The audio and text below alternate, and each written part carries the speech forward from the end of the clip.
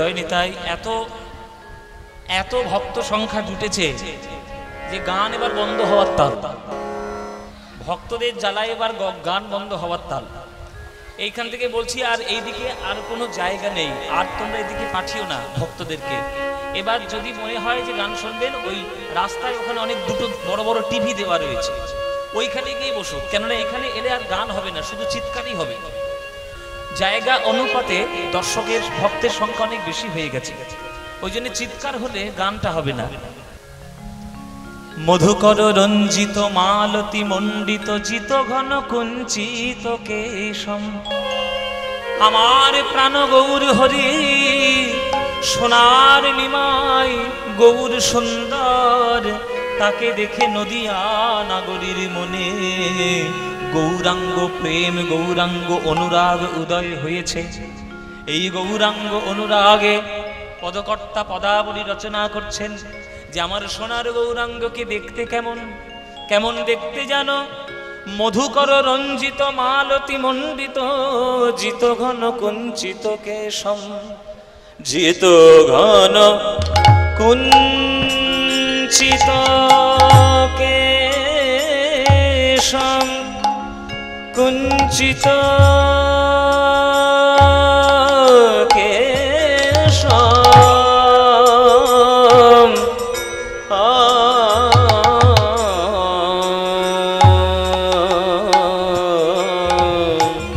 জিত ঘন কুঞ্চিত কেশম,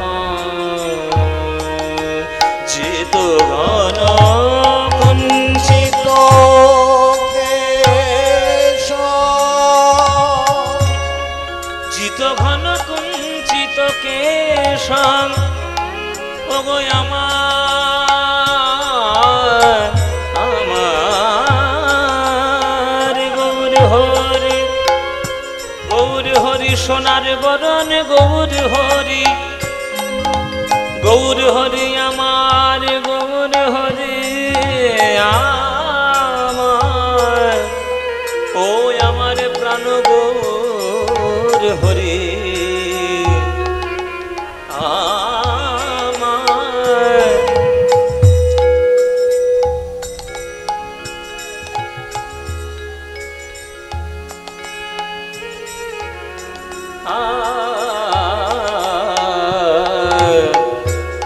জিত ঘন জিত ঘন জিত ঘন কুঞ্চিত কেশম, জিত ঘন কুঞ্চিত কেশম, পানি সামাগারে মাগারে গারে নিসানি পানি সারে নিসানি দ পদ মপধ পমাগারে মাগরে নে সমাগরে রে নি ধানি পদ মপ পমাগরে মাপানি নি নি পানি সারে নে সা মাগরে গারে নে সানি দ নিদ পদ মপ নিদ পদ মপ নি নি নি সা নিদ পদ মপ ধ মগরে গ সা রে মা পানি দা সা রে মা পানি দা সা রে মা পানি সা জিত ঘন কুঞ্চিত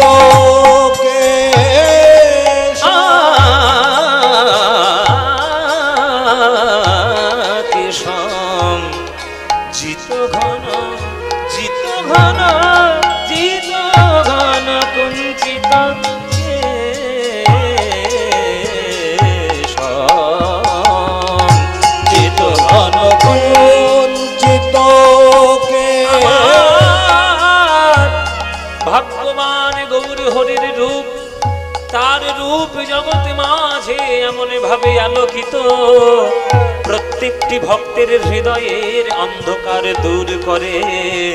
ওই গৌরাঙ্গ রূপী দেখে আমি গৌরের বলি হারি যাই রে, হারি যাই রে, বলি হারি যাই রে, হারি যাই রে, সোনার বরণ গোরা রূপে বলি হারি যাই রে, সোনার বরণ গোরা রূপের বলি হারি যাই রে, সোনার বরণ গোরা রূপের বলি হারি যাই রে, সোনার বরণ গোরা রূপের বলি হারি যাই রে, ওটার ভাব যে কিছুই বুঝিতে না দি বলি হারি যাই রে, ভাব যে কিছু বুঝ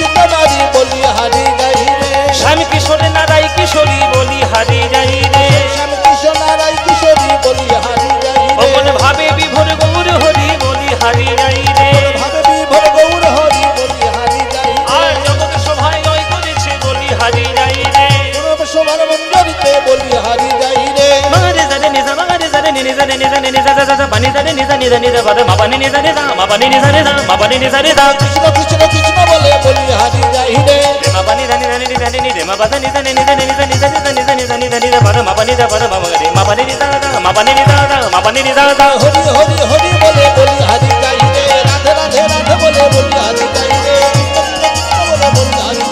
হরি হরি হরি বলে বলি হারি যাই রে রাধে রাধে রাধে বলে বলি হারি যাই রে কৃষ্ণ কৃষ্ণ বলে বলি হারি যাই রে ওই হরি হরি হরি বলে নিতাই গৌর হরি হরি বলে বলি হারি যাই রে রাধে রাধে রাধে বলে বলি হারি যাই রে কৃষ্ণ কৃষ্ণ বলে বলি হারি যাই রে হরি হরি হরি বলে বলি হারি যাই রে হরি হরি হরি বলে বলি হারি যাই এ জিত ঘন কুঞ্চিত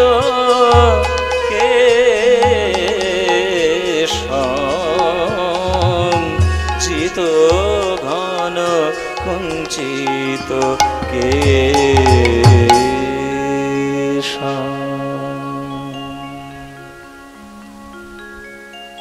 आनंद लीलामय विग्रहाय हेमाभो दिव्य छवि सुंदराय तस्मै महाप्रेम रस प्रदाय चैतन्य चंद्राय नमो नमस्ते चैतन्य चंद्राय नमो नमस्ते। जय निताई। उपस्थित सकल कृष्ण अनुरागी गौर भक्तबृंदेर चरणे आमार कोटि कोटि दंडवत प्रणाम। आमार सकल गुरुवर्गेर चरणे आमार शत सहस्र कोटि दंडवत प्रणाम। এই সাটুই হরিনাম সংকীর্তন কমিটির এই উৎসবে সাটুই গ্রামে আপনারা আজকে দূর দূরান্ত থেকে হাজার হাজার ভক্তগণ এখানে কীর্তন আস্বাদন করার জন্য ছুটে এসেছেন। এই হরিনাম সংকীর্তন আমাদের কলিযুগের সর্বশ্রেষ্ঠ ধন। हरेर नाम हरेर नामैव केवलम कलौ नास्तिव नास्तिव नास्तिव गतिरन्यथा। कलिजुगे हरिनाम बिना कोनो गति नाई गति नाई गति नाई। এটা শাস্ত্রের বচন, শাস্ত্রের বার্তা, শাস্ত্রের আজ্ঞা। তুমি কলিযুগের মানুষ, গণতান্ত্রিক অধিকার পেয়েছো, তোমার মতামতের অধিকার রয়েছে, তোমার বাক স্বাধীনতা রয়েছে, তোমার মানসিকতার স্বাধীনতা রয়েছে। তুমি শাস্ত্রের বচন মানতেও পারো, না মানতেও পারো, সেটা তোমার ব্যাপার।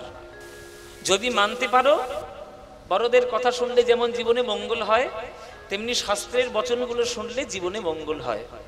এবার তুমি যদি তোমার জীবনে অমঙ্গল চাও, সেটা চাইতেই পারো, সেটা তোমার নিজস্ব ব্যক্তিগত ব্যাপার। হরিনাম সংকীর্তন শ্রবণ করলে শাস্ত্রের বচন যে কলিযুগে তুমি সর্বশ্রেষ্ঠ ধন লাভ করতে পারবে, ভগবানকে পাওয়ার রাস্তা কলিযুগে হরিনাম একমাত্র, আর অন্য কিছু নাই। কেননা তুমি কলিযুগে বাস করছো না, তুমি সত্যযুগের মতো তপস্যা করতে পারবে না, তুমি ত্রেতা যুগের মতো যজ্ঞ করতে পারবে না, তুমি দাপর যুগের মতো পুজো অর্চনা করতে পারবে। তোমার দ্বারা যেটা সম্ভব সেইটাই শাস্ত্রে লিখে দেওয়া হয়েছে যে মাত্র 24 ঘন্টা একদিন যদি সঠিকভাবে মন প্রাণ নিবেদন করে ভগবানের চরণে কেউ নিজেকে সঁপে দিতে পারে হরিনামের মাধ্যমে, সেই হরিনামেই তার সকল ফল লাভ হয়ে যাবে, কোনো চিন্তা নেই। সেই হরিনাম গ্রহণ করার জন্য, কীর্তন শ্রবণ করার জন্য আপনারা এখানে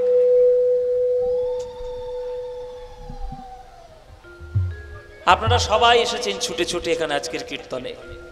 আজকে এত ভক্ত সংখ্যা, আসলে জায়গাটা একটু সংকীর্ণ, তো ওই জন্য ভক্ত প্রবল সংখ্যায় চলে এসেছে, ওই জন্য এই অব্যবস্থাটা হয়ে গেছে আর কি। যাই হোক, এটা তো ভক্তদের ভালোবাসা যে তারা কীর্তন শ্রবণ করার জন্য এসেছেন, এত দলে দলে কীর্তন শ্রবণ করছেন। এখনকার দিনে নানান অশান্তির গানের মধ্যেও কীর্তন গানকেও যে আপনারা ভালোবাসেন, এটা মুর্শিদাবাদের বৈশিষ্ট্য, এটা মুর্শিদাবাদ জেলার গুণ। এই গুণটাই হচ্ছে পশ্চিমবঙ্গের শ্রেষ্ঠ।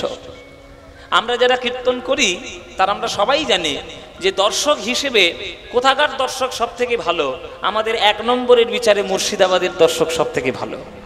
মুর্শিদাবাদের ভক্ত সব থেকে ভালো। কেন? ও মায়েরা, তোমাদের জেলায় এসছি বলে বলছি না, একটা কাঁসা থালা দিয়েছে, দইয়ের ভাঁড় দিয়েছে, ওই জন্য বলছি না। আমি যেখানে যাই সেখানেই বলি, আমরা কীর্তনীয়রা তো বিচার করি যে আমরা তো পশ্চিমবঙ্গ গান গাইছি, আপনাদের আশীর্বাদে এখন পশ্চিমবঙ্গে গান গাই, ভারতবর্ষের সব জায়গায় গান গাই, বাংলাদেশে গান গাই, আমেরিকায় যাই, লন্ডন যাব, বিদেশেও গান গাইছি। কিন্তু সব জায়গার দর্শকদের থেকে মুর্শিদাবাদের শ্রোতা উন্নত। কেন না, আপনাদের দেশেই সব থেকে বেশি সংখ্যক পদাবলীর রচনা এই মুর্শিদাবাদেই হয়েছে। সব থেকে বেশি সংখ্যক পদাবলী মুর্শিদাবাদেই রচনা হয়েছে, আর সব থেকে প্রাচীন গায়ক সব থেকে বেশি এই মুর্শিদাবাদেই রয়েছে। হ্যাঁ, এই জন্য মুর্শিদাবাদের গুণ আমাদের কাছে, আমাদের কীর্তনিয়াদের কাছে অনেক বেশি।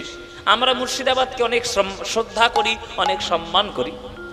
কেননা আগেকার দিনের যাদের যাদের জন্ম এই বাংলায় হয়েছে কীর্তনিয়া হিসেবে, তাদের মধ্যে সব থেকে বেশি সংখ্যক মুর্শিদাবাদে। কেননা প্রথম নাম করতে হয় যামিনী মুখার্জি মহাশয়, যামিনী মুখোপাধ্যায় আপনাদের মুর্শিদাবাদের মানুষ। তারপরে এদিকে আমাদের দ্বিজেন দে ছিলেন, উনিও মুর্শিদাবাদের মানুষ। হ্যাঁ, তারপরে আমার গুরু যার কাছে গান শিখতেন তিনিও এই মুর্শিদাবাদের মানুষ। তারপরে এদিকে হচ্ছে ওই কি বিশ্বাস যেন, কি বিশ্বাস নাম ছিল, মারা গেল, হ্যাঁ, দুর্গাপদ বিশ্বাস বলে একজন গান করতেন, ওনারও মুর্শিদাবাদ বাড়ি। এই কান্দি, এই আপনাদের এই সমস্ত এরিয়াতে প্রাচীন প্রাচীন কীর্তনিয়া তারা বসবাস করতেন। এখন কতজন আছেন আমি জানি না, কিন্তু তাদের প্রত্যেককে আমরা গুরু রূপে মানি, কেননা তারাই কীর্তনের অগ্রজ, তারাই আগে এসেছে, তারা এসে আমাদেরকে পথ দেখিয়েছে। সেই জন্য আপনাদের ভক্ত সংখ্যা অতি উন্নত মানের, আপনারা কীর্তনের পদাবলী বোঝেন, কীর্তনের শাস্ত্র সাহিত্য বোঝেন, ওই জন্যই কীর্তন শোনার জন্য আপনাদের এত আকুলতা। আর মায়েরা, আজকের আমরা যার পদাবলীটা গৌরচন্দ্রিকায় ধরেছি তারও বাড়ি এই মুর্শিদাবাদেই। এই মুর্শিদাবাদের পদকর্তার পথ ধরে আজকের আমরা গৌরচন্দ্রিকা গাইব। এইবার একটু আমাদের শাস্ত্র আলোচনা করে নেওয়ার দরকার। আমাদের আজকের পর্যায় কি? পর্যায় লেখা আছে আপনাদের হ্যান্ডবিলে, লেখা আছে রূপানুরাগ। রূপ বর্ণনা নয় কিন্তু, রূপানুরাগ। রূপযুক্ত অনুরাগ হচ্ছে রূপানুরাগ। কৃষ্ণের রূপকে দেখে রাধারানীর মনে যে অনুরাগের উদয় হয়, সেই অনুরাগটা কেমন, সেইটাই হচ্ছে রূপানুরাগ। এবার সেই রূপানুরাগ কৃষ্ণকে দেখতে কেমন, সেটা রাধারানী সখীদের কাছে বলতে বলতে অনুরাগের সৃষ্টি হবে। এইবার কথা হচ্ছে, অনুরাগ বা রূপানুরাগ দিয়েছে আমাকে বর্ণনা করতে, এইটাই সব থেকে খারাপ কাজ, এইটাই সব থেকে বাজে কাজ হয়েছে। আমি কি করে বলবো কৃষ্ণকে কেমন দেখতে? আমি কি থোড়ি দেখেছি কোনোদিন কৃষ্ণকে দেখতে কেমন? আমাকে দিয়েছে কৃষ্ণের রূপ, আরে আমি দেখবো কি করে? আমি তো জানিই না, আমি তো জীবনে দেখিনি, আর কোনোদিন দেখতেও পাবো না কৃষ্ণকে কেমন দেখতে। হ্যাঁ, ছবি দেখেছি, ওই টিভি সিরিয়ালে দেখেছি, ওই নানান রকম এই মন্দিরে মূর্তি দেখেছি, এর বেশি তো আর দেখতে পাইনি, আর এর বেশি আমার দ্বারা দেখা সম্ভব হবে না। তা আমি তো কৃষ্ণকে নিজেই দেখিনি, আমি আপনাদের কি করে বোঝাবো যে কৃষ্ণকে কেমন দেখতে? হরি বল বাবা। সমুদ্র যে দেখেনি, তাকে কি একটা পুকুর দেখিয়ে বলা যায় যে সমুদ্রটা পুকুরের মতো দেখতে? বলা যায় মায়েরা? সমুদ্র দেখতে গেলে কোথায় যেতে হবে? সমুদ্র দেখতে গেলে সমুদ্রের ধারে যেতে হবে। সমুদ্র সমুদ্রের মতো, পুকুর পুকুরের মতো। তাই কৃষ্ণের রূপ কেমন এটা আমি জানি না, আমি আপনাদের বলতে পারবো না, ক্ষমা করবেন।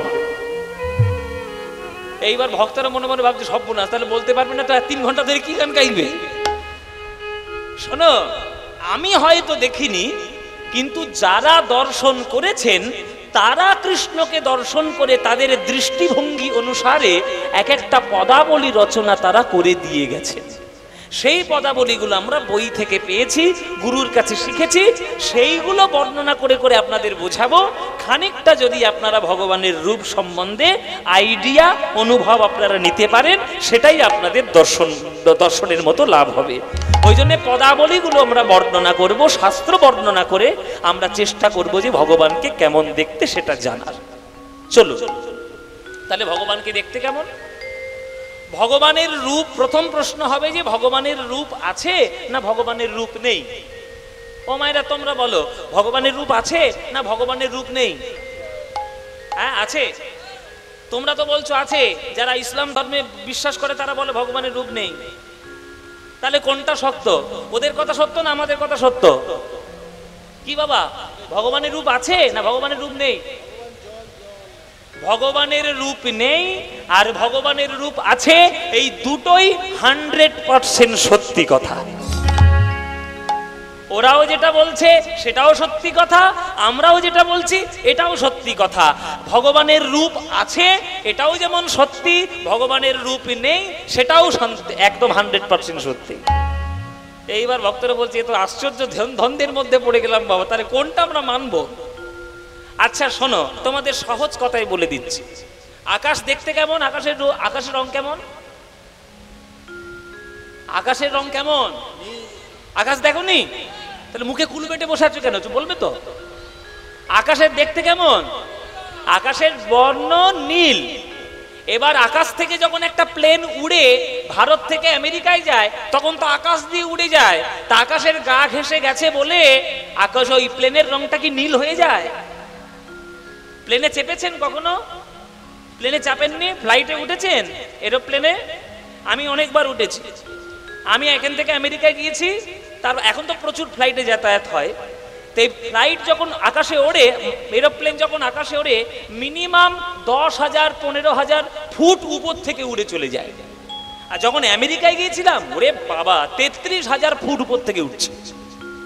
আচ্ছা, এবার আমি যখন প্লেনের জানলা দিয়ে দেখছি আকাশটা কেমন দেখতে, ওমা সেখানে দেখছি সেখানেও নীল।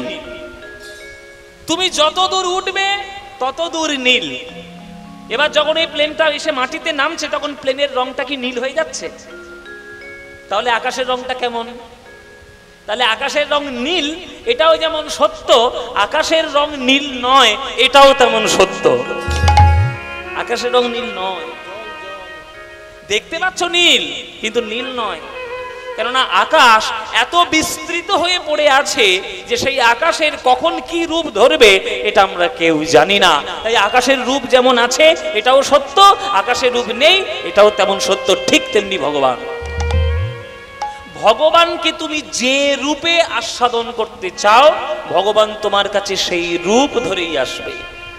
রূপহীন ভগবানকে যদি ডাকতে চাও, ভগবান তোমার কাছে রূপহীন। আর ভগবানকে রূপ নিয়ে যদি ডাকতে চাও, ভগবান রূপময়। এবার তোমার ব্যাপার, তুমি তাকে রূপহীন চিন্তা করবে না রূপময় চিন্তা করবে, সেটা তোমার ব্যাপার। মায়েরা, এক বাটি জল ডিপ ফ্রিজের মধ্যে রেখে দিলে ঘন্টা দুয়েক পরে সেই জলটা কি হয়ে যায়? বরফ হয়ে যায়। সেই বরফের বাটিটা নিয়ে এসে আবার গ্যাসের আগুনে বসাও, কি হয়ে যাবে? আবার জল হয়ে যাবে। এবার গ্যাসের আগুনে ফোটাতে থাকো, কি হয়ে যাবে? বাষ্প হয়ে উড়ে যাবে। তাহলে জলটা জলই থাকলো, পরিবেশের পার্থক্য অনুসারে জলের রূপটা পরিবর্তন হলো।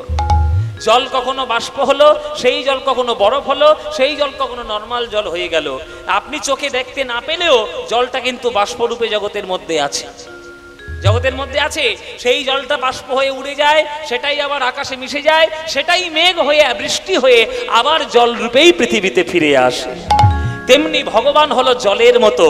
তুমি যদি তাকে জ্ঞানের তাপে ফোটাতে চাও, যুক্তি তর্কের তাপে ফোটাতে চাও, সেই ভগবান হয়ে যাবে বাষ্প, নিরাকার, তোমার কাছ থেকে উড়ে চলে যাবে। কিন্তু সেই ভগবানকে প্রেমের শীতলতা দিয়ে যদি বুকের মধ্যে আগলে রাখতে চাও, তখন রূপ ধরে হৃদয়ের মধ্যে তোমার মন্দিরে বসবাস করবে ভগবান।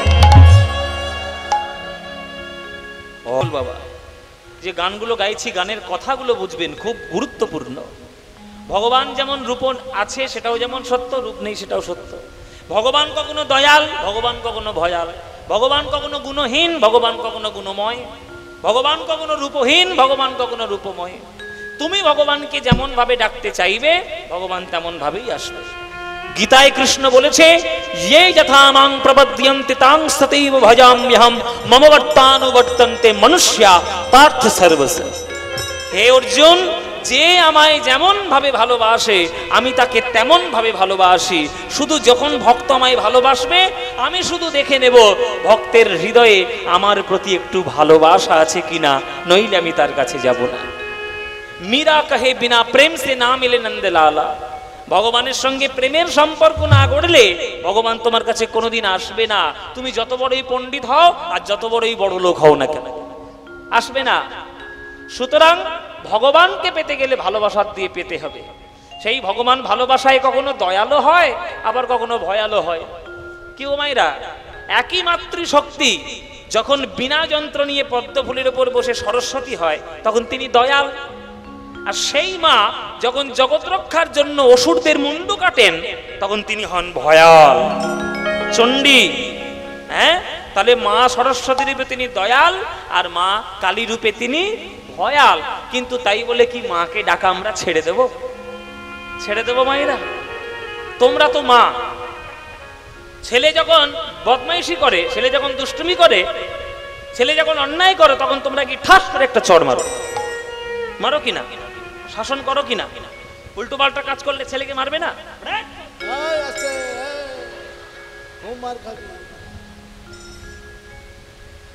কি মারেন তো নাকি বকেন তো? তাহলে শাসন করলেন। আবার ওই ছেলেটা যখন মাধ্যমিকে স্টার পেয়ে যখন সব থেকে ভালো রেজাল্ট করে নিয়ে এসছে, তখন কি করবেন? ওই দইয়ের হাঁড়িটা কই রে,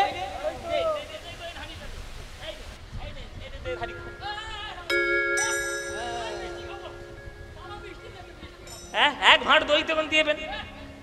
তাহলে মা গিয়ে একটু আগে মারছিল, আর সেই মাটা গিয়ে দইয়ের হাঁড়ি দিয়ে মিষ্টি দিয়ে তাকে মুখটা ভরিয়ে দিচ্ছে, তাকে খাওয়াচ্ছে, আদর করছে। তাহলে মা কেন আমায় মারলো এই অভিমান করে কোনো ছেলে যদি মাঠের মধ্যে গিয়ে গোমরা মুখে বসে থাকে, তাহলে সে মায়ের স্নেহ কখনো পাবে বাবা? কখনো পাবে? মা যেমন শাসনও করবে, মা তেমন আদরও করবে। সোহাগ করে যে, শাসনও করে সে।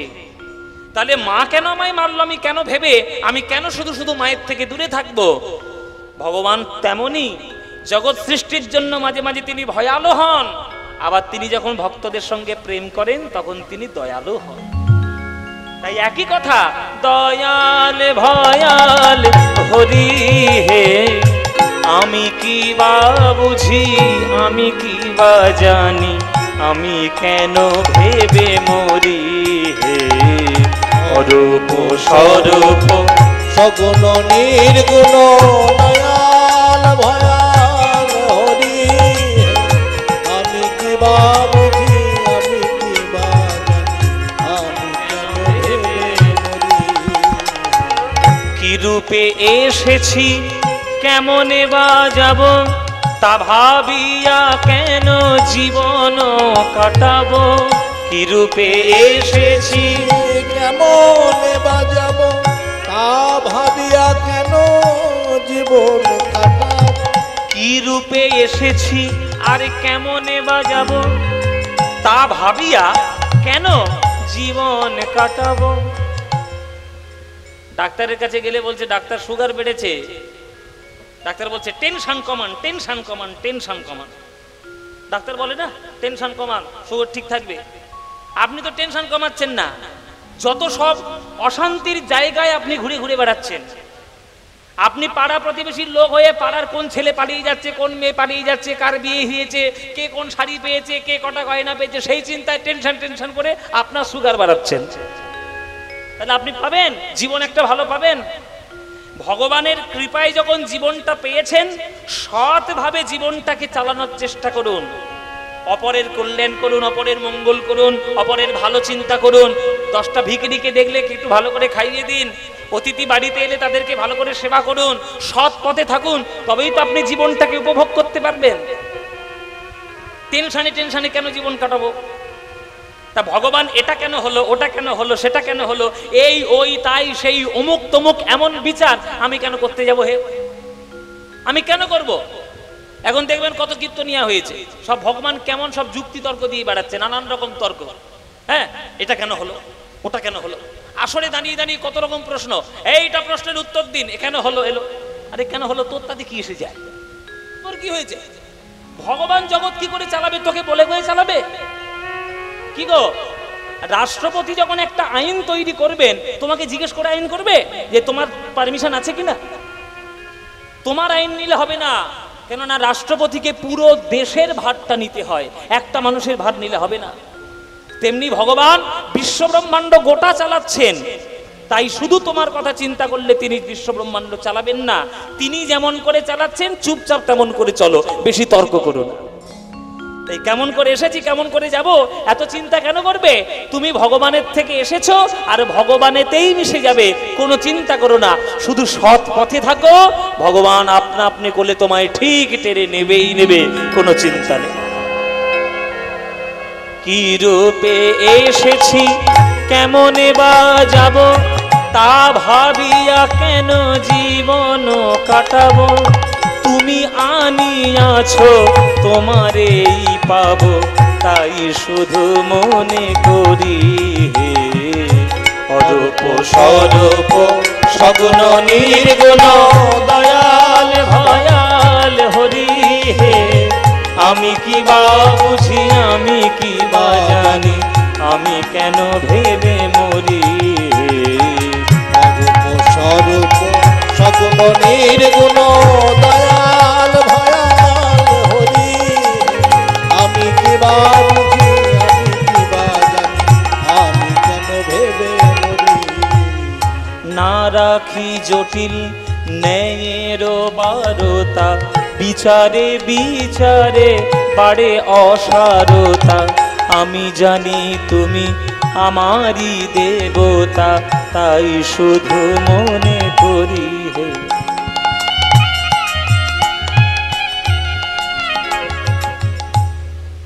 ও মায়েরা, একটা ছেলে গিয়েছে তার মার কাছে গিয়ে বলছে, মা তোমাকে আজকে একটা ভালো জিনিস খাওয়াবো।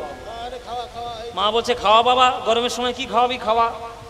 ঘর থেকে একটা দাবালি বের করেছে, কাটারি কাটারি, ঘর থেকে একটা দা বের করেছে, দা বের করে ঘরের পিছনে গিয়ে দুম দাম আওয়াজ করছে। মা বলে, ঘর তোর ভাঙছে নাকি রে বাবা? এই ঘরের পিছনে গিয়ে কি করছিস? দেখছে মোটা মোটা কঞ্চি কাটছে। মা বলে, কঞ্চি কাটছিস কেন? তুই একটা কি খাওয়াবি বললি? বলে, এইটা থেকেই তো খাওয়াবো। বলে, কঞ্চি থেকে কি খাওয়াবি বাবা? বলে, মারধর করবি নাকি? বলে, না না, আমি শিয়ালদা স্টেশনে গেছিলাম না, শিয়ালদা স্টেশনে গিয়ে দেখলাম এই মোটা মোটা কঞ্চি ছাল ছাড়াচ্ছে, মেশিনের মধ্যে দিচ্ছে, গল গল করে রস বেরোচ্ছে, 10 টাকা গেলাস। কি গো বাবা, কিসের রস হচ্ছে? আখের। আর ছেলে বলে, কঞ্চি। মা বলে, তোর মাথা খারাপ হয়েছে নাকি? ওরে যেটা দেখেছিস ওটা তো আখ, ওটা তো কঞ্চি নয়। বলে, দেখলাম তো কঞ্চির মতো দেখতে। বলে, দেখতে কঞ্চির মতো, কঞ্চি নয়, ওটা আখ। ওরে আখ নিংড়ালে রস পাবি, আর কঞ্চি 10 দিন জলের মধ্যে ভিজিয়ে রাখলেও তার মধ্যে রস হবে না। তুই আমাকে কঞ্চি কি খাওয়াবি? আমাদের দশা তাই। ভগবান এটা, ভগবান ওটা, ভগবান কেন এলো, এই এলো, তাই এলো, ওই এলো, ওই এলো, নানান রকম সব যুক্তিতর্ক। এই যত যুক্তিতর্ক করবে তত তুমি ছিবড়ে চিববে, কঞ্চির ছিবড়ে, রস কিছুই পাবে না। আর যত যুক্তিতর্ক বাদ দিয়ে সঠিকভাবে সরলতা দিয়ে সোজা ভগবানকে ডাকতে যাইবে, যত যাবে তত হৃদয়ে প্রেম রসে পূর্ণ হয়ে হৃদয়ে পূর্ণ হবে। ও মায়েরা, রামকৃষ্ণ ঠাকুর বাবা কোন বিএ পাস করেছে, এমএ পাস করেছে? পড়াশোনা করেছিল? জীবনে করেনি। স্কুলের ধারে বারে যায়নি। যেদিন স্কুলে গেছিল সেদিন মাস্টার মশাই অঙ্ক শেখাচ্ছে, বিয়োগের অঙ্ক। বিয়োগের অঙ্ক দেখে রামকৃষ্ণ পালিয়ে এসছে, বলে, আমি ওই স্কুলে আর যাবো না। বলে, কেন? বলে, মার সঙ্গে যোগাযোগ করার জন্য জগতে এলাম, আর মাস্টার শেখাচ্ছে বিয়োগের অঙ্ক, ওই স্কুলে আমার যাওয়ার দরকার নেই। না সে মাধ্যমিক পাস, উচ্চ মাধ্যমিক পাস, এমএ, বিএ, এমবিএ কিচ্ছু করেনি। কিন্তু রামকৃষ্ণ ঠাকুরের মতো জ্ঞানী এই বিশ্ব ব্রহ্মাণ্ডে আর দ্বিতীয় কেউ আছে বাবা? আর কেউ হবে? তুমি কি ভেবেছো ওই পড়াশোনার সার্টিফিকেট গুলো বস্তা বস্তা জোগাড় করে রাখলেই তুমি জ্ঞানী? না। অনেকের এডুকেশনাল কোয়ালিফিকেশন অনেক রয়েছে, কিন্তু পারমার্থিক বিদ্যায় তারা কোনো রকম বিদ্যা অর্জন করেনি। আর যে পারমার্থিক বিদ্যা অর্জন করেনি সে জাগতিক সুখ ভোগ করতে পারবে, পারমার্থিক সুখ কখনো ভোগ করতে পারবে না, পারবে না, জীবনে পারবে না। তাই আধ্যাত্মিক উন্নতি হচ্ছে জগতের শ্রেষ্ঠ উন্নতি। পয়সা থাকা ভালো, জ্ঞান থাকা ভালো, সার্টিফিকেট থাকা ভালো, যে কোনো বিষয়ের মধ্যে পাণ্ডিত্য থাকা ভালো, কিন্তু সেগুলো যদি ভক্তিযুক্ত না হয় তাহলে ভগবানের সঙ্গে সম্পর্ক স্থাপন হবে না। নারায়ণ বিদ্যাপতি বলেছেন, কত শত আনন মরি মরি যাবত নতু আদি অবসানা, তো হে জনমি পুন তো হে সমাবত সাগর লহরী সমানা। ও মায়েরা, সমুদ্রে বেড়াতে গেছেন, সমুদ্রের ঢেউটা যখন সমুদ্রের ঢেউটা কোত্থেকে আসে? হ্যাঁ, সমুদ্রের ঢেউটা কোত্থেকে আসে? সমুদ্র থেকেই আসে। এসে কোথায় পড়ে? কুলের মধ্যে আছড়ে পড়ে। আর আছড়ে পড়ার পর জলটা আবার কোথায় চলে যায়? আবার সমুদ্রতেই চলে যায়। ভগবান হলেন সমুদ্র, আমরা হলাম ছোট ছোট ঢেউ। আমরা ভগবানের থেকেই এসেছি, আবার ভগবানেই চলে যাব, কোনো চিন্তা নেই। ওই যাওয়াটা যেন সঠিকভাবে হয়, নইলে কিন্তু সমস্যায় পড়তে হবে। ওই জন্য বলছে, তাই বলে ডাকি প্রাণ যাহা চায়। আমি এসব ধর্মের কোনো বিচার করি না বাবা। অনেকে আমাকে বলে, তুমি বৈষ্ণব হয়েছো, বৈষ্ণব ধর্মে দীক্ষা নিয়েছো, তুমি কেন কালীকে ডাকবে? আমি কালীকে ডাকবো, তাতে তোমার বাবার কি বাবা? তোমার বাবার কি? তোমার 14 পুরুষের কি? তুমি কি গোপীদের থেকেও বড় বৈষ্ণব? গোপীরা পর্যন্ত কৃষ্ণকে পাওয়ার জন্য 1 মাস ধরে কাত্যায়নী ব্রত করেছিল বৃন্দাবনে। কি করেনি? কি বাবা করেছে কিনা? যদি আমার কথা বিশ্বাস না হয়, আজকে রাসলীলা শুনতে আসবে, দেখিয়ে দেবে রাসলীলা যে গাইবে। 1 মাস ধরে কাত্যায়নী ব্রত করার পর তবে কৃষ্ণকে প্রতিরূপে পেয়েছে রাসলীলার মধ্যে, প্রেমিক রূপে। আর তুমি কে কোথাকার হরিদাস পাল হে? তুমি আমায় বারণ করবে আমি কালী ডাকবো কি ডাকবো না? আপনার যাকে ইচ্ছা আপনি তাকে ডাকুন। কালীকে ইচ্ছা হলে কালীকে ডাকুন, কৃষ্ণকে ইচ্ছা হলে কৃষ্ণকে ডাকুন, শিবকে ইচ্ছা হলে শিবকে ডাকুন, যাকে ইচ্ছা ডাকুন। শুধু মনের মধ্যে জেনে রাখবেন, ধর্ম যেন সঠিক থাকে, সত্যের পথে চলবেন। রামকৃষ্ণ ঠাকুর বলে গেছে, কলিযুগের তপস্যা কি জানিস? সত্যি কথা বলা। যে সত্যি কথা বলতে পারবে সে ভগবানের কোলে বসে আছে। আমরা তো সত্যি কথা বলি না, দিবারাত্র মিথ্যে কথা বলছি। এই আজকেই আমি 40 খানা মিথ্যে কথা বলেছি মায়েরা। আমি গুনে গুনে 40টা মিথ্যে কথা আজকে বলেছি। তোমরা গুনে গুনে দেখো সারাদিন কত মিথ্যে কথা বলছো। তা আমরা যদি সারাদিন মিথ্যে কথার মধ্যেই থাকি, তাহলে সত্যরূপ ভগবানকে কি করে পাবো হৃদয়ের মধ্যে? তাই রামকৃষ্ণ বলেছেন, সত্যের পথে থাকো। যে সত্যের পথে থাকবে সে যে কোনো ভগবানকে ডাকুক না কেন, ভগবানের প্রেম সে পাবেই পাবে। তাই ভগবানকে যেভাবেই তোমরা ডাকবে, ভগবান সে রূপেই তোমার কাছে আসবে। আজ গৌর হরি সেজেছেন নবদ্বীপে। গৌর হরিকে দেখতে কেমন? আপনাদের মুর্শিদাবাদ জেলার পদকর্তা রাধামোহন ঠাকুর, সেই রাধামোহন ঠাকুর হচ্ছেন শ্রীনিবাস আচার্যের নাতির নাতি। সেই রাধামোহন ঠাকুর সংস্কৃত পদাবলী রচনা করেছেন, তার মধ্যে বলছে আমার গৌরাঙ্গকে দেখতে কেমন। দেখতে কেমন মায়েরা? এইবার আমরা বর্ণনা করব, এবার তোমরা ভালো করে শোনো। গৌরাঙ্গকে দেখতে কেমন? বলে, মধুকর রঞ্জিত মালতী মণ্ডিত জিত ঘন কুঞ্চিত কেশম। এই যে গন্ডগোল করবে না, যারা যারা ভিড় করে ঠেলে ঠেলে এখানে ঢুকে বসেছো, আবার ভিড় ঠেলে ঠেলে বেরিয়ে যাবে না যতক্ষণ না গান হবে। কারণ অশান্তি করে ভেতরে ঢুকেছো, অশান্তি করে বেরোবে না, চুপচাপ বসবে যতক্ষণ। যে আগে যাবে তার গায়ে আমি গঙ্গা জল ছড়া দেবো, পাশেই গঙ্গা যাচ্ছে, সুতরাং চুপচাপ বসবে, কেউ যাবে। এই যে ফের যাচ্ছে আবার সামনে থেকে, চুপচাপ বসো। একে যাওয়ার সময় ঝামেলা, আবার আসার সময়ও ঝামেলা, শুধু গন্ডগোল করছে। চুপচাপ বসবে। মায়েরা বলো, কেশ মানে কি? কেশ মানে কি? মাথার চুল। তাহলে কেশম মানে গৌরহরির মাথার চুল। সেই মহাপ্রভুর মাথার চুলটি কেমন? কুঞ্চিত কেশম। কুঞ্চিত মানে কোঁকড়ানো চুল। বাহ, এই তো তোমরা ভালোই রূপের কথা জানো। তাহলে কুঞ্চিত কেশ মানে কোঁকড়ানো চুল। এবার জিত ঘন মানে, এটা একটু কঠিন হয়ে গেছে। তাহলে আর তো বাবা জানি না, সব কি আর আমরা জানবো? তোমায় কীর্তন করতে ডেকেছি, তুমি বলো। শোনো, জিত ঘন শব্দের অর্থ হচ্ছে মেঘের ঘটাকেও জয় করেছে এমন কালো চুল। আকাশে যখন এই বর্ষাকালে মেঘ করবে তখন কালো মেঘ আসবে, কিন্তু আকাশের কালো মেঘের থেকেও আরো গভীর কালো রং মহাপ্রভুর মাথার কেশ। আবার সেই কেশটা আবার কুঞ্চিত মানে কোঁকড়ানো চুল। তাই মহাপ্রভুর মাথার চুলের রূপটি মেঘের শোভাকে পর্যন্ত জয় করেছে মহাপ্রভুর মাথার কেশরাশি। এবার সেই মহাপ্রভুর মাথার কেশরাশিটা কেমন না? মালতী মণ্ডিত, মালতী ফুলের মালা দিয়ে সেই চুল